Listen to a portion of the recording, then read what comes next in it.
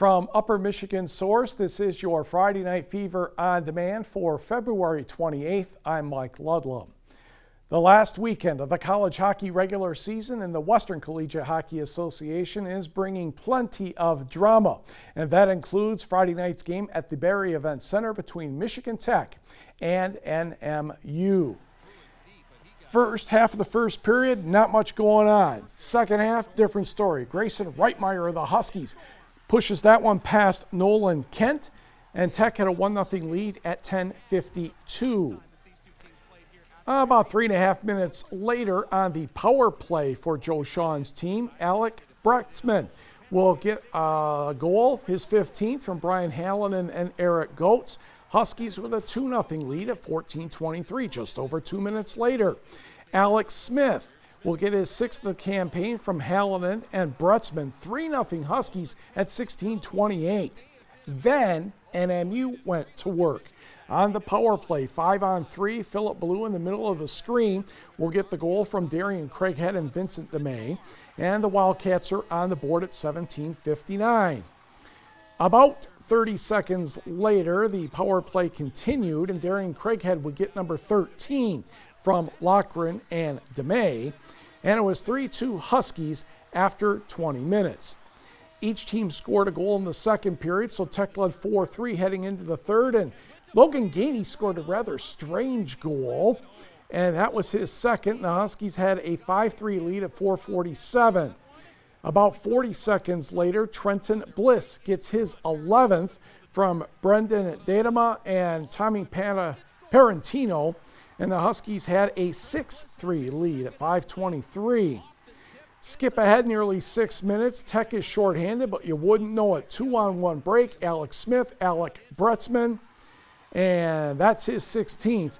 And Michigan Tech gets the huge road victory, 8-4, setting up Saturday's senior night at Michigan Tech. On the scoreboard, it was Lake Superior State defeating Ferris State 5-0, and Alex Barber scored in overtime for Bowling Green, defeating Alabama Huntsville 4-3. So NMU is in third place with 47 points. Bowling Green has 46. The Huskies have 44. Throw Alaska into the mix if they're still relevant, and you have a wild and crazy night of college hockey to figure out who those final two home ice advantages are for the first round of the playoffs. We turn to boys high school basketball. Regular season has just over a week to go, and it was senior night in Gladstone as the Braves took on Escanaba. Lots of seniors for Gladstone, by the way.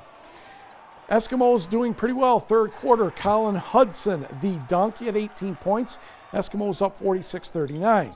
Then Cam Ballard knocks down a triple from the corner. He had 20. Braves within 4, 46-42. To the fourth, Brandon Frazier from the right wing. He had 13. Escanaba leads 54-52. Braves again with a response. Ballard will get the steal. He will not make the layup, but Rayne Castor is there to tap it in. He had 22. Now Escanaba leads by 1 in the final minute, 67-66. Ballard is well covered. Caden Alwarden for 3, and the foul. Oops, don't want to do that at that point. He made the 4-point play, so the Braves led by 3. Escanaba could not get the ball over half court. And by the time all is said and done, Gladstone celebrates the upset by the score of 73-67. Let's go to Rapid River. Senior night for the Rockets as Rapid River took on North Dickinson. First quarter for the Nordics, Cameron Schultz to Brennan Donaldson gets the shot to drop. Next, it's Justin Slagle to Donaldson and Tony DeMars. Oh, he hits this triple. Here's Tony DeMars with the floater for Rapid River. Next for the Rockets, Brandon Moss, the dish to Tyler Sundling, who gives it back to Moss right in front of the camera. And that one is good for 3. Nordics keeping pace. Donaldson over to Cameron Schultz. And that one hits the mark as well for 3 more. Tyler Sundling would score a long 2-pointer, and Rapid River is in the win column again, 67-53. To the board, Bo Kaufman with 20. Kearney Nato turns back Forest Park 57-39. Bark River Harris holds off North Central 53-52.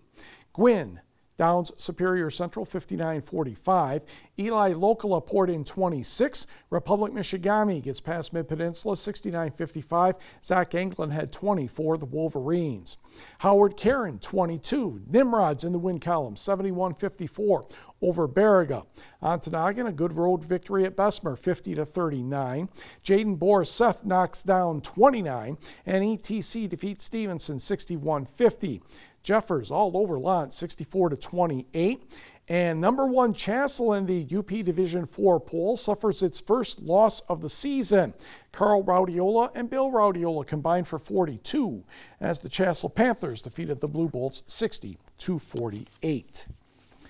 To the north, Calumet hosting Lake Linden-Hubbell. Pick this one up in quarter number 3. Elijah McParland to Brevin Antela, and he hits the short jumper. Copper Kings up 10.